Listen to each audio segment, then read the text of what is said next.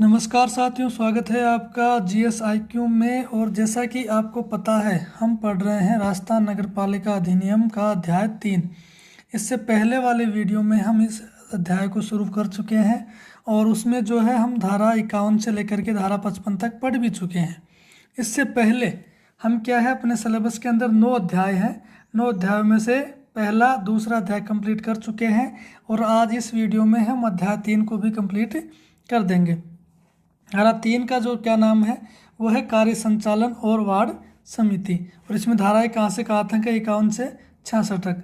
51 से 55 तक हम पहले पढ़ चुके हैं। इस वीडियो में हम पढ़ेंगे धारा 56 से लेकर के धारा 66 तक। 10 धाराओं को कवर करेंगे। 10 धाराएं होने के बाद में ये अध्याय जो है वो समाप्त हो जाएगा। फिर हम अगला चैप्टर पढ़ेंगे अध्याय 4।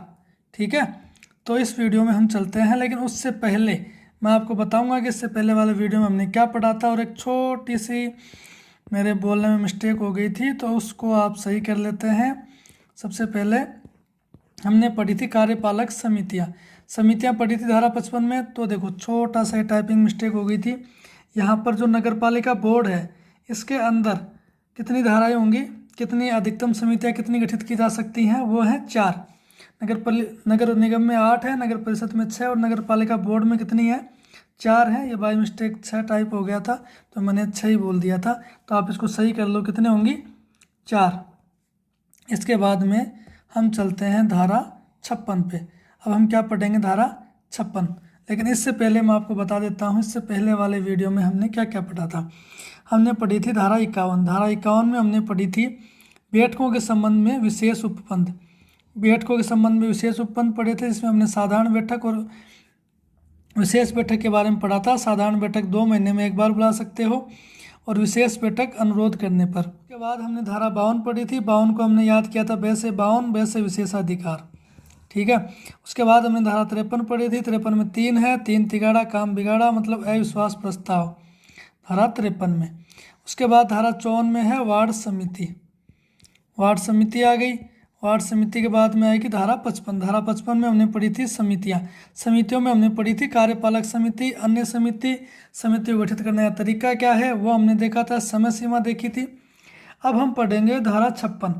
धारा 56 में हम ये देखेंगे कि जो कार्यपालक समिति हमने पढ़ी थी, ठीक है, जो समितियाँ हमने पढ़ी थी, उसके अंदर क्या केवल नगर पालिका के सदस्य ही होंगे, बाहर के सदस्य नहीं हो सकते। ठीक है, तो हम ये देखेंगे धारा 56 में लिखा हुआ है सदस्यों से भिन्न व्यक्ति समितियों में कब कार्य कर सकेंगे। तो उसके लिए क्या क्या प्रावधान है ये देखो आप। तो नगरीय निकायों के सदस्यों के अलावा कौन, विशेष योग्यता रखने वाले व्यक्ति समिति के सदस्य के रूप में नियुक्त किए जा सकते हैं। परंतु ये आप अंडरलाइन कर लो, स्टार लगा लो कि कार्यपालक समिति में गैर सदस्य को नियुक्ति नहीं की जा सकती, अन्य समितियों में की जा सकती है। उसके बाद ये सदस्य जो हैं वो तभी नियुक्त किए जाएंगे, टाइपिंग मिस्टेक सही कर लेना, कि यह सदस्य तभी नियुक्त किए जा सकते हैं जब नगर पालिका में 50% से अधिक सदस्य समर्थन करें, संकल्प पारित करें, प्रस्ताव प्रस्तुत करें लिख करके कि हाँ अन्य सदस्यों को भी शामिल किया जाना चाहिए, तब इन व्यक्तियों को नियुक्त किया जाएगा। दूसरी बात यह है कि इन सदस्यों की क्या संख्या समिति के सदस्यों की संख्या के, मतलब समिति में जितने कुल सदस्य हैं उनके 1/3 से अधिक नहीं हो सकती। ठीक है, ये 3 बातें आप याद रखोगे। ये है धारा 56। अब हम पढ़ते हैं धारा 57। धारा 57 में यह है कि देखो, हमने समिति गठित कर ली, समिति हमने गठित कर ली।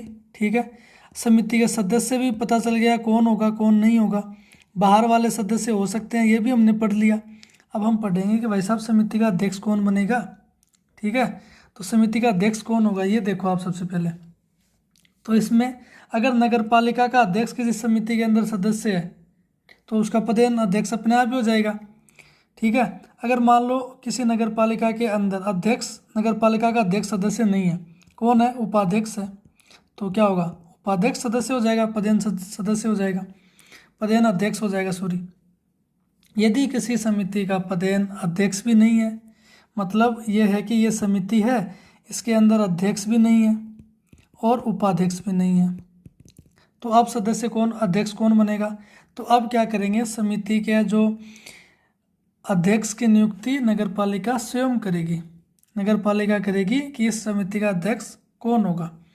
अब मान लो कि यदि बैठक में अध्यक्ष नहीं है तो क्या होगा, मतलब उस समिति का अध्यक्ष तो है लेकिन उस बैठक में नहीं है, तो सदस्य अपने में से किसी को अध्यक्ष चुन लेंगे और कार्रवाई को स्टार्ट कर देंगे।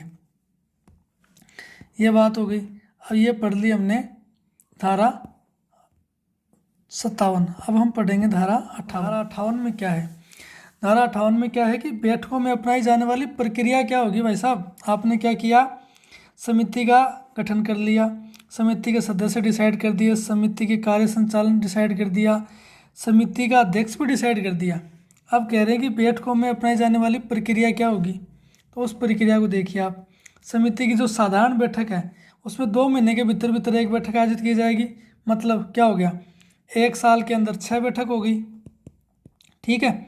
अब मान लो कि कोई समिति का अध्यक्ष है, वो 15 दिन तक मज़े मार रहा है, छुट्टी कर रहा है, बड़ी आराम से घूम रहा है, आ ही नहीं रहा, अनुपस्थित है, तो उसकी अनुपस्थिति में क्या होगा, तो अब क्या करेगी, नगर पालिका का अध्यक्ष या उपाध्यक्ष समिति की बैठक बुलाएगा। ठीक है। मान लो अब अध्यक्ष छुट्टी पर है, बढ़िया आ रहा है, मज़े कर रहा है, आ ही नहीं रहा, 15 दिन हो गए, तो फिर अध्यक्ष या उपाध्यक्ष जो है उसको ये पावर है कि वो समिति की बैठक बुला सके। अब विशेष बैठक कब बुलाई जा सकती है? विशेष बैठक बुलाई जा सकती है 2 स्थितियों में। 2 स्थिति कौन कौन सी है? या तो नगर पालिका का अध्यक्ष लिखित में बैठक बुलाने का अनुरोध करे, या फिर समिति के कम से कम 2 सदस्य लिखित में अनुरोध करें। तो ये सेंटेंस आपको क्वेश्चन में दिया जा सकता है दोनों, कि विशेष बैठक कब बुलाई जा सकती है समिति की, तो इसमें दोनों होंगे। ठीक है। तो आप इनको याद कर लो कि या तो नगर पालिका का अध्यक्ष लिखित में करे अनुरोध, या फिर समिति के कम से कम 2 सदस्य करें। दूसरी बात कि प्रक्रिया, हमने क्या ऊपर क्या पढ़ा है, अपनाई जाने वाली प्रक्रिया। तो ये प्रक्रिया कब स्टार्ट होगी? ये तब स्टार्ट होगी जब नगर पालिका जो समिति है उसके कम से कम 50% सदस्य उस समिति में उपस्थित होंगे, उस बैठक में उपस्थित होंगे, तभी क्या होगा, कार्य स्टार्ट होगा। ऐसे कार्य स्टार्ट नहीं करेंगे, ऐसे तो फिर समिति है, इसमें कोरम पूरा हुआ ही नहीं है और 2 व्यक्ति आ गए, 2 व्यक्ति आके कुछ भी डिसीजन ले लेंगे, ऐसे नहीं होगा। इस समिति के कम से कम 50% मतलब आधे सदस्य इसमें आने चाहिए, तभी समिति का जो कार्य है वो स्टार्ट होगा। अब देखो धारा 59 में क्या है। धारा 59 में दिया हुआ है कि समितियों का नगर पालिका के अनुदेशों के अधीनस्थ होना, पहली बात। दूसरी बात, नगर पालिका की अध्यपेक्षाओं के उनके द्वारा अनुपालन किया जाना। इसका क्या मतलब है, इसका देखो आप, मतलब धारा 59 का मतलब है कि केवल वार्षिक बजट या पूरक बजट में पहले से स्वीकृत योजनाओं को ही नगर पालिका निधि से अनुमोदित किया जा सकता है। इसका मतलब यह है कि नगर पालिका ने अपना बजट पारित किया, ठीक है, अब उसने बजट में कुछ घोषणाएं करी, कुछ योजनाओं के लिए पैसे जारी किए, ठीक है, तो अब जो समिति बनेगी ना वो इनके बारे में ही घोषणा कर सकती है, वो कोई नई घोषणा नहीं कर सकती, कोई नई योजना नहीं ला सकती कि हमने आज से ये योजना चला दी, इसके लिए बजट पारित करो, ऐसा नहीं होगा। पहले बजट पारित हो गया कि इस क्षेत्र में इतना खर्चा होगा, इतनी ट्यूबवेल लगाई जाएंगी, या फिर सड़कों के लिए, सड़क मार्ग के लिए इतना खर्चा किया जाएगा, तो अब इतना ही खर्चा समिति अलाउ करेगी, इससे ज़्यादा नहीं करेगी, ठीक है। फिर है नगर पालिका किसी समय समिति से कोई भी रिकॉर्ड मांग सकती है, दस्तावेज भी मांग सकती है, रिपोर्ट भी मांग सकती है, और ये शीघ्र, अतिशीघ्र इसको उपलब्ध करवाना पड़ेगा समिति को। आगे है धारा 54 और धारा 55 के अधीन। धारा 54 में हमने पढ़ी थी वार्ड समिति, धारा 55 में क्या पढ़ी थी, समितियां, कार्यपालक समिति और अन्य समितियां।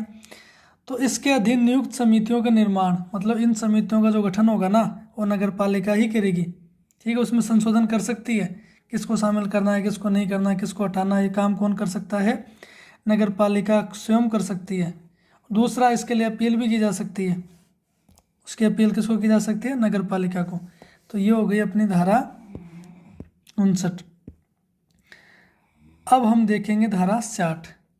धारा 60 में दिया हुआ है वार्ड समिति के सामान्य कर्तव्य, मतलब जो वार्ड समिति हमने बनाई है, वार्ड समिति का देखो बेसिकली जो वार्ड समिति जो बनाई जाती है ना वो बनाई जाती है नगर पालिका की सहायता करने के लिए। नगर पालिका का जो कार्यभार है उसको बांट देते हैं नीचे ना, कई समितियां बनाई और नगर पालिका का कार्यभार अलग अलग में बांट दिया, ठीक है। तो नगर पालिका की जो समितियां हैं वो किसके लिए बनाई जाती है? कार्यभार को कम करने के लिए। तो जो समितियां क्या करती हैं? सहायता करती हैं। अब किस किस चीज़ में सहायता करती हैं वो देखो आप। वार्ड में ठोस अपशिष्ट प्रबंधन में सहायता करती है, वार्ड में स्वच्छता कार्यों के पर्यवेक्षण में सहायता करना, वार्ड के लिए विकास योजनाओं को तैयार करना, उनको प्रोत्साहन देना। इसके अलावा सामाजिक कल्याण कार्यक्रमों के लिए स्वैच्छिक श्रम और माल के रूप में दान जुटाना। ठीक है, ये काम भी किसका है? ये समितियां करती हैं काम सारे। उसके बाद में नगर पालिका विकास क्रियाकलापों के सफल क्रियान्वयन के लिए स्वैच्छिक क्रियाओं में जनता की सहभागिता को सुनिश्चित करना। इसके अलावा नगर पालिका में सौदे, करों, फीस, अन्य रकमों के समय पर संग्रहण करना, कलेक्शन करना टैक्स का। स्ट्रीट लाइटें, ये जो लाइटें लगी होती है ना आपके इसमें स्ट्रीट में, गलियों में, जो रोड के किनारे पर लगी होती हैं खंबे पे, रात को भी देखा होगा आपने जयपुर में, तो ये काम किसका है? इसका रख रखाव कौन करते हैं? ये वार्ड समिति करती है।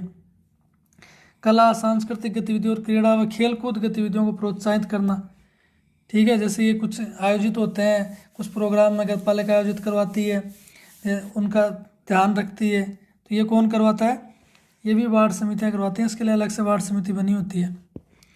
ये हमने देख ली धारा 60।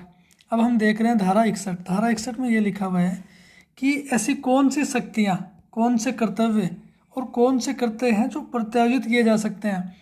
मतलब ऐसे कौन से कार्य हैं जो नगर पालिका समितियों को सौंप सकती है। ठीक है, तो कौन कौन से कार्य हैं कि समितियों के गठन को छोड़ करके, मतलब समिति का गठन तो नगर पालिका ही करेगी, वो समितियों को दे देंगे तो फिर क्या मतलब है? समझ रहे हो? तो गठन तो नगर पालिका करेगी, ये काम उनको नहीं दिया जा सकता। इसके अलावा कोई भी शक्ति, कर्तव्य, कार्य क्या किया जा सकता है? समितियों को सौंपा जा सकता है। अब मान लो किसी समिति का जो है वो अध्यक्ष पद रिक्त हो गया, अध्यक्ष पद रिक्त होगा तो इसका कार्यभार किसको सौंपेंगे? ये तो है ना, किसको प्रत्यायोजित किया जा सकता है, तो कार्यभार किसको सौंपेंगे? उपाध्यक्ष को सौंपेंगे। मान लो कि उपाध्यक्ष का पद भी रिक्त है, तो फिर क्या होगा? तो नगर पालिका क्या करेगी? किसी अध्यक्ष का निर्वाचन होने तक किसी भी सदस्य को, मान लो कि जब तक नया अध्यक्ष चुना जाएगा ना, तो तब तक किसी सदस्य को कार्यभार सौंप देगी। अब आप सोचोगे डायरेक्ट सदस्य को क्यों नहीं चुन लेते, डायरेक्ट अध्यक्ष को क्यों नहीं चुन लेते? ठीक है, तो देखो बात ऐसी है कि जिस अध्यक्ष का पद रिक्त हुआ है ना, मान लो कि एससी कैटेगरी का है, तो अब क्या करेंगे? किसी एससी का जो सदस्य है ना, उसी को अध्यक्ष चुनना पड़ेगा। ऐसे नहीं कि एसटी को चुन लिया या ओबीसी को चुन लिया, ना ना ना, ऐसा नहीं होगा। क्या होगा? इसी वर्ग के व्यक्ति को, इसी वर्ग के सदस्य को अध्यक्ष चुनना पड़ेगा। समझ में आया? इसलिए ये कह रहे हैं कि जब तक नए अध्यक्ष का निर्वाचन होगा ना, तब तक सदस्य को कार्यभार, किसी भी सदस्य को कार्यभार सौंप सकते हैं। तो अब देखो, हाँ ये बात मैं आपको पहले बता दी मैंने, यह बात आगे आ गई कि ये कह रहा है कि परंतु यदि अनुसूचित जाति, अनुसूचित जनजाति, पिछड़े वर्गों, महिलाओं के लिए कोई आरक्षित अध्यक्ष है, उसका पद रिक्त हुआ है, तो इसी की कैटेगरी का, मतलब इसी वर्ग का सदस्य जो है उसको कार्यभार सौंपा जाएगा। यदि एक ही वर्ग का सदस्य उपलब्ध नहीं है, मान लो कोई सदस्य है नहीं एससी का, तब क्या होगा? नगर पालिका जिसको भी उचित समझे उसको अध्यक्ष का कार्यभार सौंप देगी। फिर नगर पालिका खुले खेलेगी, जिसको भी मर्जी होगी उसको सौंप देगी, कोई दिक्कत नहीं है। अब हम बात करते हैं धारा 62 की। ये बेसिकली ये है, धारा 62 में जो लिखा हुआ है वो लिखा हुआ है कि नगर पालिका तथा समितियों के कार्य और कार्यवाहियाँ, ठीक है, उसके सदस्यों की निर्भरता, ये निर्भरता नहीं है, ये क्या है यहाँ पे? निर्भरता है। निर्भरता आदि के कारण दूषित नहीं होंगे। इसका क्या मतलब है? इसका मतलब समझो आप।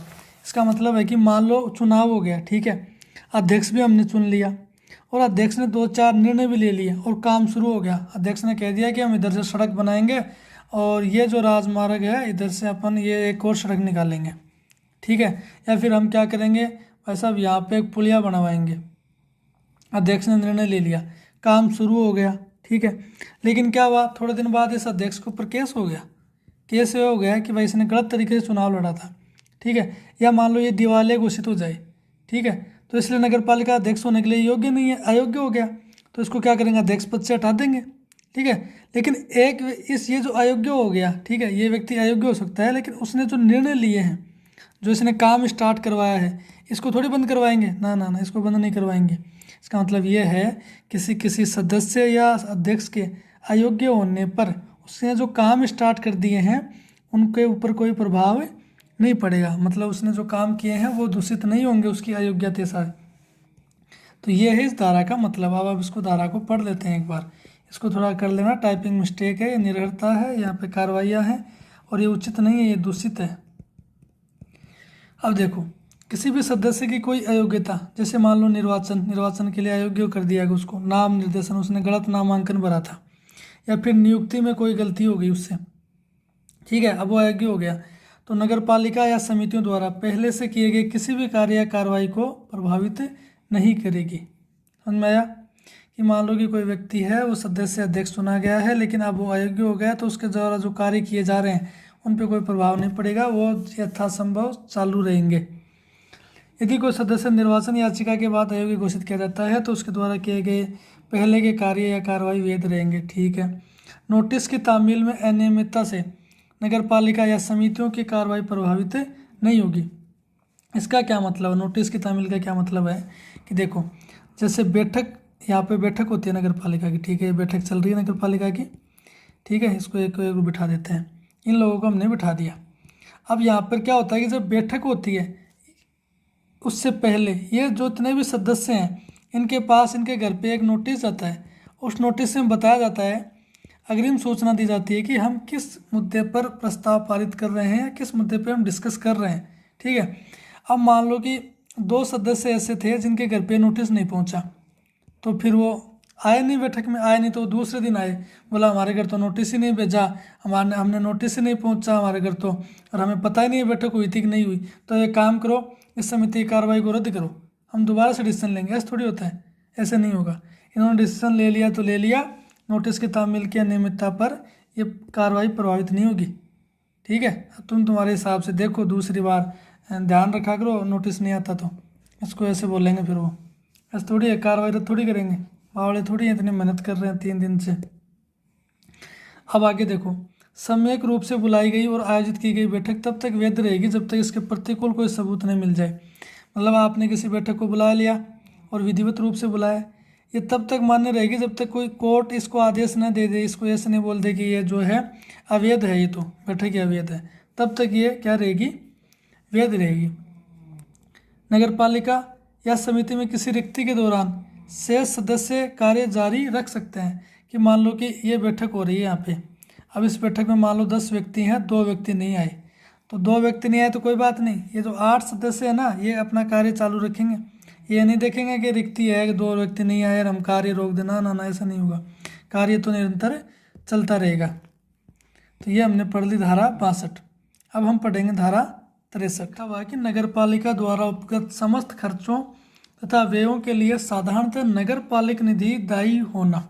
इसका मतलब क्या है, इसका मतलब यह है कि साधारणतः जो अध्यक्ष और उपाध्यक्ष और सदस्य, इनके द्वारा जो कार्य किए जाते हैं ना, कोई भी कार्य करेगा, संविदा करेंगे, कोई समझौता कर लिया, ठीक है, कि मान लो कि ये नगर पालिका अध्यक्ष उसने निर्णय लिया कि हम क्या करेंगे, इस रोड के ऊपर यहाँ पर स्ट्रीट लाइट लगाएंगे, रात को लाइन लगाएंगे, और इस पर बीच में जो डिवाइडर है ना उसके ऊपर पौधे लगाएंगे खूब सारे, ठीक है। तो अभी इन्होंने ये डिसीजन लिया है, तो इसका खर्चा कहाँ से आएगा, इसका खर्चा कौन देगा, इसके खर्चा दिया जाएगा नगर पालिका निधि से, अध्यक्ष से या किसी सदस्य से व्यक्तिगत रूप से खर्चा नहीं लेंगे। मतलब जो कार्य नगर पालिका के हित में किए गए हैं उसके लिए व्यक्तिगत रूप से जिम्मेदार नहीं होंगे, इसका खर्चा नगर पालिका निधि से दिया जाएगा। लेकिन मान लो इन्होंने क्या किया, अपनी मूर्खता से, ठीक है, इन्होंने अपनी मूर्खता की वजह से नुकसान करवा दिया, नगर पालिका का नुकसान करवा दिया, कोई कदाचार कर दी, लापरवाही कर दी, ठीक है।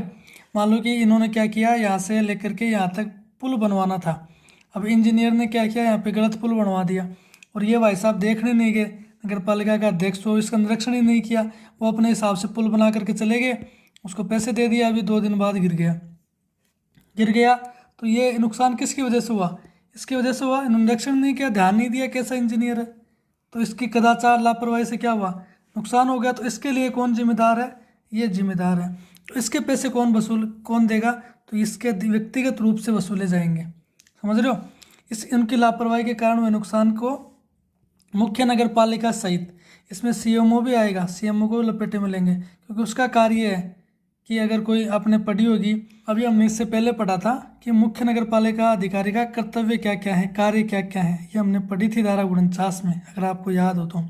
उसमें उसका कर्तव्य एक ये भी था कि अगर ऐसा कोई कार्य हो रहा है जो नगर पालिका के हित में नहीं है या फिर राज्य सरकार के हित में नहीं है, तो इसकी तुरंत सूचना कौन देगा, किसको देगा, राज्य सरकार को देगा, सीएमओ। अगर वो ऐसा जानबूझकर उपेक्षा करता है तो इसका नुकसान की भरपाई किसको की जाएगी, मुख्य नगर पालिका अधिकारी से की जाएगी। ठीक है, तो ये धारा समझ में आ गई। अब हम पढ़ेंगे धारा 64। धारा 64 में लिखा हुआ है कि नगर पालिका के पदाधिकारियों की संविदा में हित होना। ठीक है, मान लो कि नगर पालिका के कोई सदस्य हैं, ठीक है साहब, नगर पालिका के सदस्य हैं या फिर कुछ अधिकारी हैं। दो लोग होते हैं नगर पालिका में, एक तो सदस्य जो निर्वाचित होकर आते हैं, एक अध्यक्ष जो सरकार के द्वारा मनोनीत या चुने जाते हैं एग्जाम के थ्रू। अब ये क्या कर रहे हैं, इन दोनों व्यक्तियों का किसी संविदा में मान लो कोई समझौता हो रहा है, उसके अंदर इनका हित है, मतलब हिस्सा है या फिर इनका शेयर है। ठीक है, नगर पालिका में कोई काम होना है, नगर पालिका में ये काम है कि हम यहाँ पर इतनी इतनी जगह में क्या करेंगे, सार्वजनिक पार्क बनाएंगे, एक पार्क बनवाएंगे, और इस पार्क के अंदर जो है इनका हिस्सा है, इनका भी हित है, ये पैसे खा रहे हैं इसमें।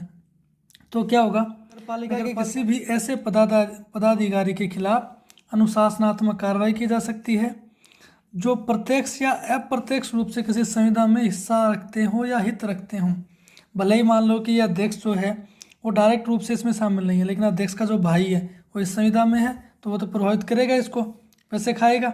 ठीक है, भले ही उनका कोई रिश्तेदार हो, दोस्त हो, भले ही वो प्रत्यक्ष रूप से या तो शामिल हो या फिर अप्रत्यक्ष रूप से शामिल हो, इनको क्या है, जुर्माना, अनुशासनात्मक कार्रवाई की जाएगी इनके ऊपर। इस बात का ये ध्यान रखें। तो धारा 64 में ये है। धारा 65 में क्या है, देखो धारा 65 में लिखा हुआ है कि नगर पालिका के साथ किसी संविदा आदि में हित रखने वाले सदस्य, अधिकारी या कर्मचारी के लिए शास्ति, मतलब जुर्माना। अगर कोई व्यक्ति जो है, अब हमने धारा 64 में पढ़ा था कि कोई किसी संविदा, समझौते, करार, इनमें क्या है, अगर भागीदार है प्रत्यक्ष या अप्रत्यक्ष रूप से, तो उसको क्या होगा, अनुशासनात्मक कार्रवाई होगी। उस कार्रवाई में क्या होगा, उस पर जुर्माना लगेगा। जुर्माना कितना लगेगा वो हम देखेंगे धारा 65 में। धारा 65 में अगर कोई सदस्य है वो किसी संविदा में हित रखता है या फिर उसमें रुचि रखता है या फिर इसका कोई रिश्तेदार उसके अंदर है, ठीक है, या प्रत्यक्ष रूप से उसमें शामिल है, तो इस पर लगेगा 5,000 रुपये तक का जुर्माना। अब मान लो कोई अधिकारी है, अच्छा कोई ईओ है, आरओ है, मुख्य नगर पालिका अधिकारी है, वो उसमें शामिल है, तो इस पर 5,000 तक का जुर्माना तो लगेगा, प्लस अनुशासनात्मक कार्रवाई, सस्पेंड कर सकते हैं इसको। तो ध्यान रखना इस बात का कि ईओ बनने के बाद में कहीं हित रखने लग जाओ, इस बात का ध्यान रखना। अब देखो धारा 66। धारा 66 में लिखा हुआ है सदस्य आदि लोक सेवक समझे जाएंगे। लोग जितने भी नगर पालिका के सदस्य हैं, अधिकारी हैं, सेवक हैं या कर्मचारी हैं, इन सबको क्या समझा जाएगा, लोक सेवक समझा जाएगा। प्लस नगर पालिका के कर को संग्रहित करने वाला, कलेक्शन करने वाला प्रत्येक पट्टेदार, और इस पट्टेदार का व्यक्ति, मतलब प्रत्येक सेवक या कर्मचारी, वो भी क्या होंगे, लोक सेवक समझे जाएंगे। अब ये लोक सेवक का क्या समस्या है, लोक सेवक क्या होता है कि भारतीय दंड संहिता 1860 की धारा 21 में लोक सेवक बताया गया है। ठीक है, लोक सेवक का मतलब ये है कि भाई नगर पालिका के हित में कोई कार्य कर रहे हैं, ठीक है, तो मान लो कि ये कलेक्शन कर रहा है, पट्टेदार है, नगर पालिका के लिए टैक्स का कलेक्शन कर रहा है। अब आप कोई व्यक्ति इसको जा करके रोकता है, तो ये क्या कर रहा है, राजकार्य में बाधा डाल रहा है, तो इसके ऊपर कार्रवाई हो सकती है। ये सारे किसका काम कर रहे हैं, सरकार का कार्य कर रहे हैं, तो ये क्या है, लोक सेवक है। तो इनमें अगर कोई इनके कार्यों में बाधा डालता है तो उन पर राजकार्य में बाधा के तहत कार्रवाई हो सकती है। समझ में आ गया, ये हो गए धारा 66। तो ये इसी धारा के साथ हमारा जो अध्याय 3 है वो समाप्त हो चुका है। ठीक है, अब हम पढ़ेंगे इसके बाद में अध्याय 4 को। लेकिन ये जो चैप्टर है, अब देखो हमने अपने सिलेबस में क्या क्या कवर कर लिया। हमारे सिलेबस में 9 चैप्टर थे, तो हमने पहला पढ़ लिया, दूसरा पढ़ लिया और तीसरा पढ़ लिया। अब हम चौथा पढ़ेंगे, लेकिन उससे पहले इस वीडियो में हमने कहाँ से कहाँ तक पढ़ी है, धारा 56 से लेकर के धारा 66 तक पढ़ी है। तो इसका हम करेंगे क्योंकि रिवीजन, ताकि आपको याद हो जाएगी या धाराओं को याद कैसे करना है। ठीक है, तो मैं तो कह रहा हूँ कि इसका कंप्लीट ही अपन क्या कर लेते हैं, रिवीजन कर लेते हैं। कंप्लीट अध्याय 3 का क्या कर लेते हैं अपन, रिवीजन कर लेते हैं। तो सबसे पहले धारा 51 पढ़ी थी, धारा 51 में क्या पढ़ा था, बैठकों के संबंध में उपबंध, तो उसमें साधारण बैठक और विशेष बैठक। फिर हमने पढ़ी थी धारा 52, ब को याद किया था, ब से विशेष, तो विशेषाधिकार याद हो गए। धारा 52 में क्या है, विशेषाधिकार। उसके बाद हमने पढ़ी थी धारा 53, 53 में 3 तिगाड़ा काम बिगाड़ा, तो क्या हो जाएगा, अविश्वास प्रस्ताव पढ़ा था। ठीक है भाई साहब, हमने अविश्वास प्रस्ताव पढ़ लिया। उसके बाद हमने पढ़ी थी धारा 54, धारा 54 में हमने पढ़ी थी वार्ड समिति, क्या पढ़ी थी, वार्ड समिति। उसके बाद हमने पढ़ी थी धारा 55, धारा 55 में हमने पढ़ा था, क्या पढ़ा था, समितियाँ, जिसमें हमने पढ़ी थी कार्यपालक समिति और अन्य समितियाँ। ठीक है। फिर हमने पढ़ी थी धारा 56, धारा 56 में हमने पढ़ा था कि ये जो हमने समितियाँ बनाई हैं इसके अंदर सदस्य तो शामिल हो ही सकते हैं, क्या बाहर के व्यक्ति जो गैर सदस्य हैं वो भी शामिल हो सकते हैं क्या, तो वो भी शामिल कब हो सकते हैं, इसके प्रावधान हमने धारा 56 में देखे थे। उसके बाद में हमने पढ़ी थी धारा 57, कौन सी धारा पढ़ी थी हमने, 57। 57 में हमने क्या देखा था कि भाई साहब इस जो समितियाँ हमने बनाई हैं इन समितियों का अध्यक्ष कौन होगा, समिति का अध्यक्ष कौन होगा। ठीक है। उसके बाद हमने पढ़ी थी धारा 58, धारा 58 में हमने देखा था कि इन बैठकों में अपनाई जाने वाली जो प्रक्रिया है, प्रक्रिया क्या होगी, समझ में आ गया, प्रक्रिया पढ़ी थी। फिर हमने पढ़ी थी धारा 59 में हमने ये पढ़ा था कि जो समितियां हैं वो कौन कौन सी योजनाएं घोषित कर सकती हैं या कौन कौन से बजट पे अनुमोदन वो कर सकती हैं। ठीक है। वो उनसे जो है नगर पालिका कोई दस्तावेज मंगवा सकती है। ठीक है। उसके अलावा नगर पालिका उसमें क्या क्या संशोधन कर सकती है, ये हमने पढ़ा था। फिर हमने पढ़ी थी धारा 60, धारा 60 में हमने पढ़ा था कि वार्ड समिति के सामान्य कार्य क्या है। ठीक है, वार्ड समिति के सामान्य कार्य। फिर हमने पढ़ी थी धारा 61, धारा 61 में दिया हुआ था कि ऐसे कौन से कार्य हैं नगर पालिका के, ऐसे कौन से कार्य हैं जो हम समितियों को सौंप सकते हैं, मतलब प्रत्यायोजित कर सकते हैं।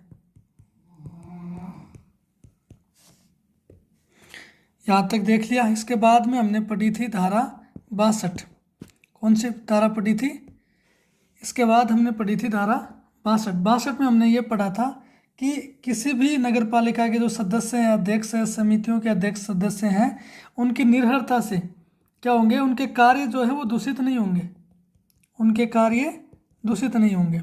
धारा 63, धारा 63 में हमने पढ़ा था कि जितने भी खर्चे होते हैं नगर पालिका के, जितने भी खर्चे होते हैं कार्यों के, समझौतों के, वो सारे व्यक्तिगत रूप से जिम्मेदार नहीं है। कौन नहीं है, अध्यक्ष नहीं है, सदस्य नहीं है, ये व्यक्तिगत रूप से जिम्मेदार नहीं है। ये जो खर्चे हैं वो नगर पालिका निधि से दिए जाएंगे।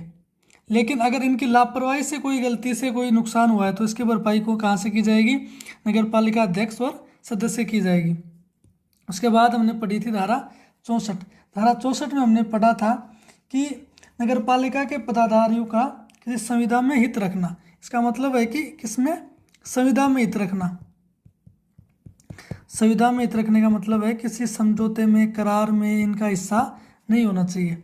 इसके बाद हमने पढ़ी थी धारा 65, और धारा 65 में हमने पढ़ा था कि कोई अगर ये इस रखता है तो उसको जुर्माना क्या होगा, तो सदस्य को तो कितना जुर्माना होगा, 5,000 रुपये तक, और जो कोई अधिकारी है उस अधिकारी को कितना जुर्माना होगा, 5,000 प्लस अनुशासनात्मक कार्रवाई, मतलब उसको सस्पेंड कर सकते हैं। ये होगी धारा 65। उसके बाद हमने पढ़ी थी धारा 66, और ये लास्ट धारा थी। इसके साथ ही हमारा अध्याय समाप्त हो चुका था। धारा 66 में हमने पढ़ा था कि नगर पालिका के या समिति के सभी सदस्य क्या समझे जाएंगे, लोक सेवक समझे जाएंगे। और ये हमारा जो अध्याय 3 जो है वो कंप्लीट हो चुका है। आई होप कि आपको ये सारी धाराएं समझ में आई होंगी, और मैं आशा करता हूँ कि आप नेक्स्ट क्लास आने तक, मतलब अध्याय 4 तक, जब अध्याय 4 की मैं क्लास डालूँ तो आप 1 से लेकर के धारा 66 तक याद कर चुके होंगे। जितनी बार रिवीजन करोगे उतनी बार आपको धाराएं याद होंगी, तो इन धाराओं को आप याद करें। ठीक है, साथ ही साथ आप वीडियो को शेयर और सब्सक्राइब करें, अपने दोस्तों को बताएं, क्योंकि धाराओं को पढ़ने में और पीपीटी बनाने में बहुत टाइम लगता है। तो मैं अगर आप इतनी मेहनत कर रहा हूँ, ठीक है, मैं आपके लिए इतनी मेहनत कर रहा हूँ, आपके लिए 3-3 दिन लगा रहा हूँ एक वीडियो में, तो आप कम से कम 3 मिनट लगाइए। 3 मिनट लगा के अपने दोस्तों को शेयर कीजिए, अपने जो जितने भी ग्रुप बने हुए हैं यूआरओ के लिए उनमें सजेस्ट कीजिए, ठीक है। तो उसके बाद तब तक के लिए नमस्कार, मिलते हैं नेक्स्ट वीडियो में। धन्यवाद।